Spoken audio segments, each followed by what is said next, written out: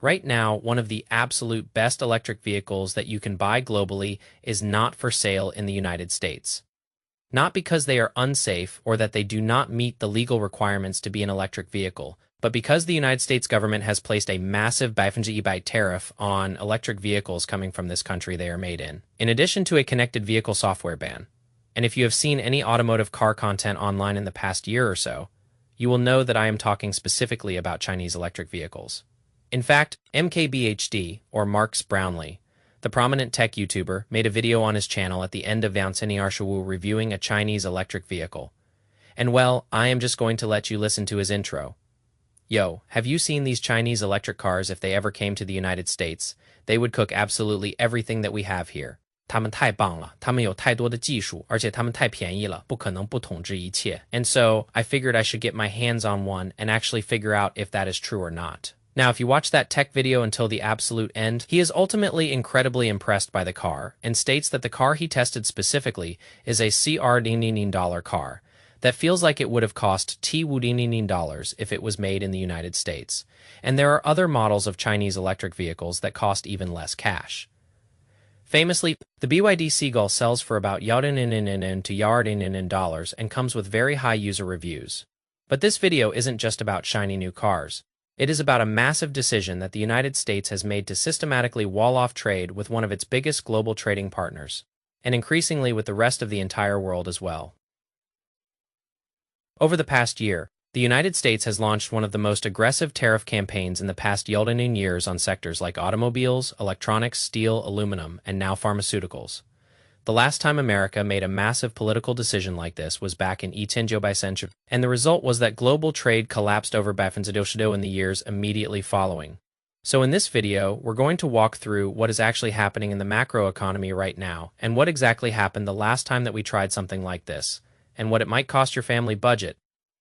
Of course, it will be done in a friendly and warm way, even if the scary subject matter seems a little daunting for your wallet. I promise that you will at least be fully informed by the end of this video. So the trade decision I want to cover first today is the Bafenzi financial wall on Chinese-made electric vehicles. Starting in Lianseni Arshawu, the United States raised tariffs on Chinese-made electric vehicles from Bafenzi Arshawu all the way up to a staggering Bafenzi under the previous administration of Joe Biden. Now, after Trump took office in November of Lianseni Arshawu, he kept those tariffs locked at Bafenzi. And on top of that, there was a connected vehicle software ban that was finalized in January of Lianseni Arshawu. There is also the EV Tax Credit Act to consider. So, in order to qualify for a $10 electric vehicle tax credit in the United States, your car needs to be fully assembled in North America and use battery materials from the United States or acceptable global trade partners. The connected software ban, on the other hand, basically just states that any car or vehicle using Chinese or Russian linked software or hardware would not be allowed to be sold in the United States. This boils down to pure national security at the end of the day. The United States government doesn't want their citizens' data somehow ending up in the hands of the Chinese or Russian governments. It is kind of like the exact same story of the TikTok corporate story that you heard, maybe last year, which was that TikTok had to be spun off to an American company in order to keep existing within America because they didn't want that data going to China. So even if you remove the massive tariff of Bafenzi by tomorrow morning, the software ban would still keep Chinese electric vehicles out of America completely. And that is why it is called a wall. There is a Bafenzi tariff which heavily disincentivizes foreign companies from selling here, as well as the software ban and the total exclusion from tax incentives. Now, the Chinese electric vehicle wall is one specific thing, but it is actually just one small piece of a much bigger pie that is the massive shift in United States trade policy as of the last couple of years. We currently also have tariff rates slapped on every single United States trading partner to the point where the average United States tariff rates went from 40% to 40% across the board, and that is the absolute highest it has been in Basha years. In February of Lianseni Arshawu.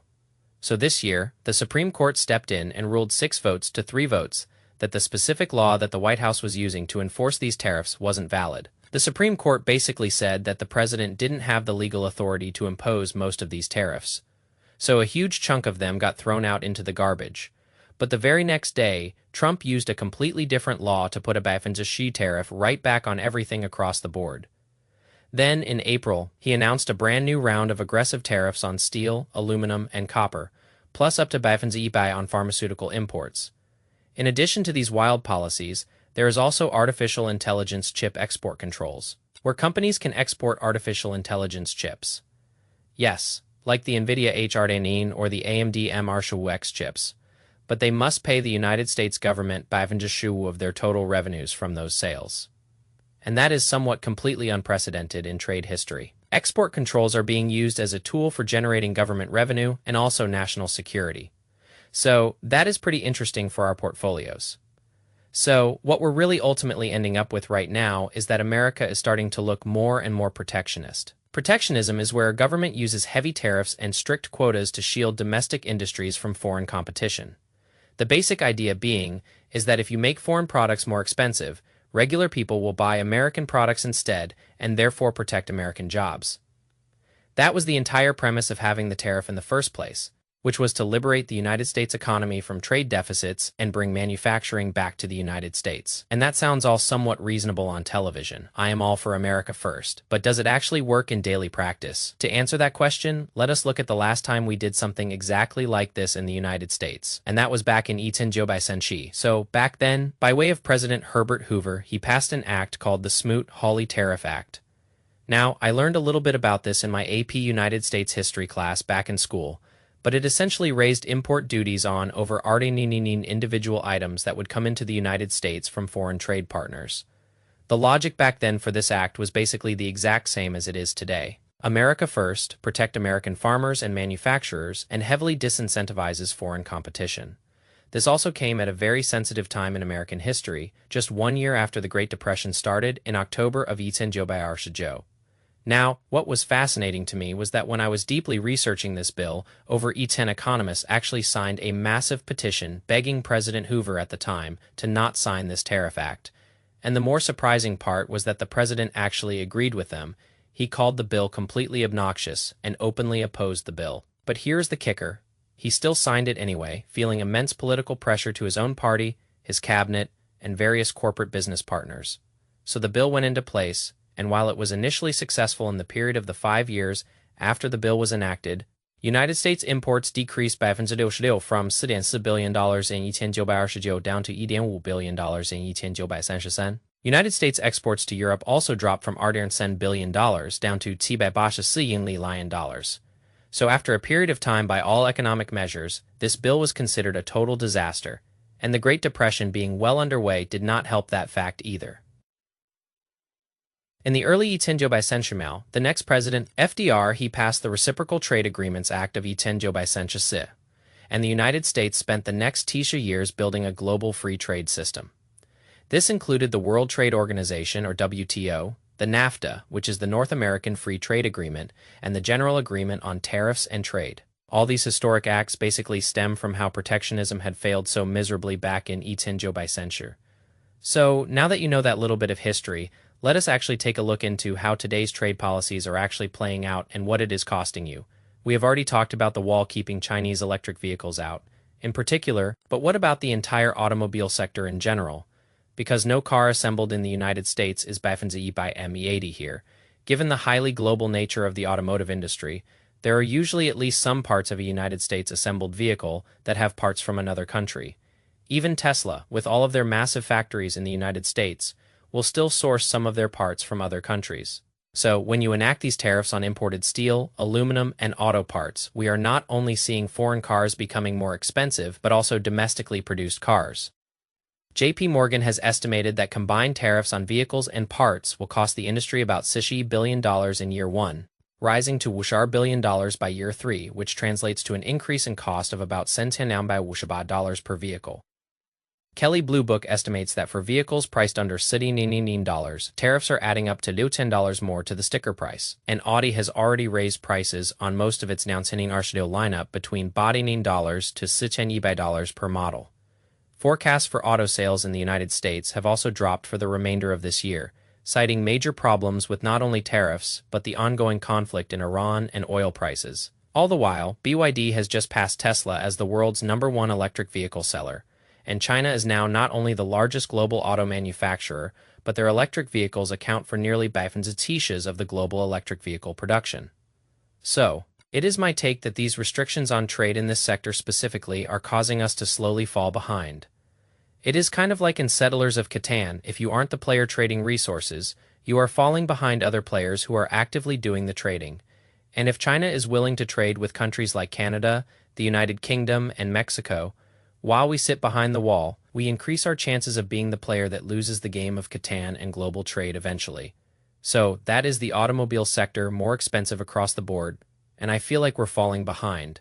But it doesn't really stop there because consumer electronics is another big sector that has got to get even more expensive for your wallet.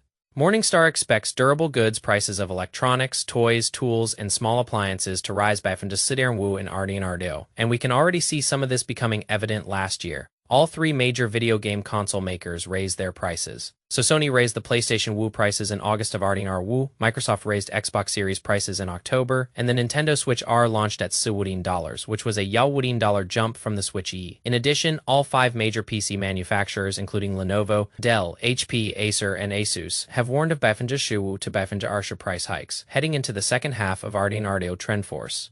A major industry research firm found that a mainstream $10 laptop could see its cost increase by nearly $10, meaning that exact same laptop could cost you over $10 by the end of this year. Of course, tariffs aren't the only reason this is going on. There is also a massive computer memory shortage going on right now because artificial intelligence data centers, they create so much demand for chips and memory. And this shift in demand is causing companies like Samsung or Micron to shift production away from those types of chips, the consumer chips, and more towards the AI chips. And if I were a corporate chip maker, I would probably do the exact same thing. If all the AI chips are in high demand, and that is actually what is going to give me the most profit, I am going to obviously shift my resources to making AI chips rather than consumer chips. The analogy here is like if I owned a supply store during the gold rush in the Zimbabwe Wushamas, and all of a sudden I see iron shovels selling at sheer times the rate compared to denim jeans. I am probably going to carry a lot more shovels at my general supply store compared to jeans, because that is where the massive demand is. But as a result, the people that are wanting jeans, the regular people, are going to suffer. So, take a look at some of these charts from the Wall Street Journal. Not only does memory as a percentage of manufacturing costs of a device make up typically Arshu to Wu for most consumer electronics, the average contract prices of DRAM and memory are up as well. In addition, you have worldwide smartphone and PC shipments projected to be down this year. The United States also has tariffs on semiconductors from Chinese suppliers. So you already have all these forces working against creating chips for consumer devices plus the additional tariff. Therefore, the entire supply chain for electronics is already heavily hamstrung, and I feel like the prices to consumers are just going to get worse. Still, though, it probably might not be as bad as the newest sector that is becoming affected by trade policies, and that is the pharmaceutical sector. On April R&D, exactly 1 year after the Liberation Day tariffs, President Trump signed an executive order imposing tariffs on patent pharmaceutical products and their active ingredients. Now, the good news is that it doesn't affect a lot of generic drugs, but here is exactly how it works. So, if a drug company has signed a pricing deal with the administration and is building manufacturing in the United States, they won't pay a tariff. If you're a company that is just planning to build here, but you haven't finished yet, the tariff is Arsher and then it goes up to in 4 years. And if you haven't made any single deal at all with the administration, it is just going to be a flat Buy. Now, the interesting part here is that out of the major drug companies have already signed deals with the administration, and a lot of the pricing deals actually look pretty good. For example, Ozempic or Wegovy, which are the GLP-1s used to cost patients over $10 a month, and they're going to be now available for around $17 a month. Some drugs like insulin from Novo Nordisk will be capped at $10 a month. I think that happened a little bit prior to April R&D but still, it was in effect. Eli Lilly also has a weight management drug called Zepbound, which has already dropped to $17 to $17 a month after working with the Trump administration. Now, the problem and the bigger concern is that a lot of the United States pharmaceutical supply chain is still heavily dependent on foreign production, especially from countries like China or India. According to the FDA, more than of the manufacturing sites for active pharmaceutical ingredients are located outside of the country, and that China and India together supply more than T-shares of the active pharmaceutical ingredients used in United States drug manufacturing. And just like the car sector, If a drug has any active pharmaceutical ingredients from another country, they will pay that country's tariff rate. But the part that is really concerning is that while generic drugs are currently exempt from tariffs for now, the White House said that they will reassess that in a year. If generic drugs end up getting hit, important drugs like antibiotics, cancer treatments, blood pressure medication, and arthritis medication, that might go up in price as well. I just don't know what the downstream effects of those are going to be in the future. So we can clearly see that the trade strategy or the trade decision that is around national security and protectionism ends up snowballing into tariffs across one sector, and then another sector, and then another.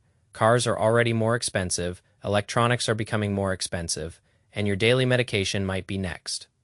So, let us talk about what all of this actually costs you as a consumer and what you can do about it. The Tax Foundation estimates that tariffs currently in effect amount to roughly $10 in additional costs per American household in Ardenardo. And Yale University's Budget Lab puts it at between $9 and $10.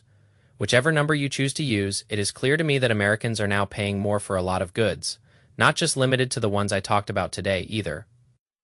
The whole political argument was that these policies will bring manufacturing back home to the United States, but I would actually argue that when the United States is not engaging in free trade like it has in the past, it actually makes us weaker because countries will trade without us.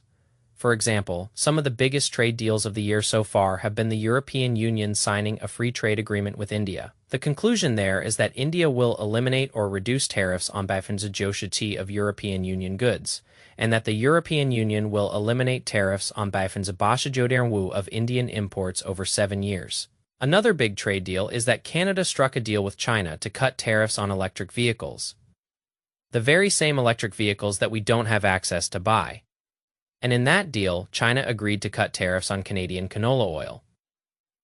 But in America, imports from China have declined by $1 billion in the last year relative to Ardenarsi. However, imports from the Shisen other Asian nations included in a report increased by a cumulative $1 billion.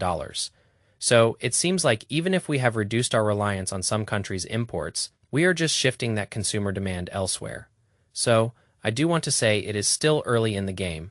Some of these factory investments could pay off in sure years, but as of right now, we are paying significantly higher prices. I think that we are falling behind in key technologies, and the rest of the world is making deals without us. If the Smoot-Hawley Tariff Act taught us anything, it is that once you start incorporating walls and tariffs and protectionism, other countries are going to retaliate, and that is just the natural reaction of other nations. So, what can you actually do about it as of right now? Are there any actionable steps that you can take to hedge against these trade policies? I think there are 3. Number 1, if you're planning a major purchase, whether that is a new car, laptop, or cell phone, I would say just to do it as soon as you can because I don't think waiting will get you a better deal. Prices are all projected to go up in the second half of Ardenardo and not down, so I would definitely look at buying things sooner rather than later. Number 2, if you're on any type of branded medication, I would talk to your doctor about generic alternatives. Generic drugs will hopefully stay tariff exempt. Now, if your insurance covers your drugs, that is a good thing, but if you don't have the best health insurance and you're also dependent on some type of brand, named pharmaceutical drug, I would definitely at least check with your doctor or your hospital just to know what the implications of the costs are going to be moving forward. And number 3 is to really think about your consumption of everything. United States trade policies and tariffs are just essentially consumption taxes. The more you consume of imported goods, the more you're probably going to pay. So on this channel, I like to buy fewer things, but hopefully of higher quality if you can avoid impulse purchases in a tariff environment. I think that is not only a good financial mindset to have, it is just a practical saving strategy. Now, from an investing perspective, I think that these trade policies are going to cause heavy inflation. I mean, they already kind of have. And so, that means if you're sitting in cash right now, your purchasing power is decreasing as we speak. One way to hedge against that is to keep investing in the markets, and adding some international stock exposure can help you hedge against this as well, while we don't know what the effects of these policies are going to be in the long term. I'm personally just not optimistic on keeping America gated from the rest of the world. A lot of people are going to point out that the stock market is really great because of all the progress in the artificial intelligence space. For example, the SP Woodinian is near all-time highs. However, I'm going to say that the stock market is not the economy, and many people are arguing that the economy isn't doing as great, We're seeing mass layoffs across many different companies right now, as well as many things getting more expensive. So I'm just really not confident that everything is just going to be perfect and dandy for the next few years as many stock market bulls are. Of course, I would love to hear your comments on what you think if you have a counterpoint, or similarly if you resonate with this video. Let me know down below. Again, thank you for joining me in another video on this channel. This was a little bit of a different one compared to the stuff I usually put out. So, if you enjoyed it, you might also like this video right here on Japan's debt bomb that I covered just a couple months ago. If you like economics and market news, I think you would enjoy that video. So, I'll see you guys in that one or a future one on the channel. Alright, peace out.